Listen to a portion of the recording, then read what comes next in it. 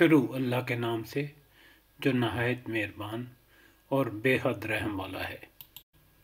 اور اگر ہم ان پر یہ فرض کر دیتے کہ اپنے آپ کو قتل کرو یا اپنے گھروں سے نکل جاؤ تو اس پر محدود چند لوگوں کے سوا اور کوئی عمل نہ کرتا، اور اگر یہ اس نصیحت پر عمل کرتے جو ان کو کی جاتی ہے تو یہ ان کے حق میں بہتر ہوتا اور ثابت قدمی کا زیادہ موجب ہوتا۔ اس وقت ہم انہیں اپنی طرف سے بڑا اجر دیتے اور انہیں سیدھے راستے پر چلنے کی خاص توفیق عطا فرماتے۔ جو اللہ اور رسول صلی اللہ علیہ وسلم کی اطاعت کرے گا تو ایسے لوگ ان کے ساتھ ہوں گے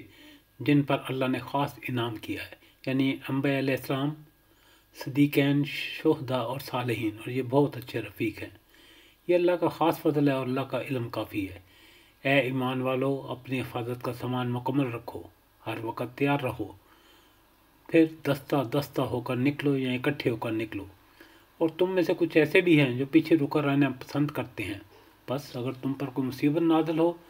تو کہتا ہے کہ یہ مجھ پر اللہ کا احسان تھا کہ ان کے ساتھ حاضر نہ تھا، اور اگر تم پر اللہ کا فضل و کرم ہوتا تو کہتے ہیں جیسے اس کی اور تمہارے درمیان کبھی محبت اور دوستی تھی ہی نہیں کہ کاش میں بھی ان کے ساتھ ہوتا تو بڑی کامیابی حاصل کرتا۔ اللہ کی راہ میں ان لوگوں کو جنگ کرنا چاہیے جنہوں نے دنیا کی پست زندگی آخرت کی عوض فروخت کر دی ہے۔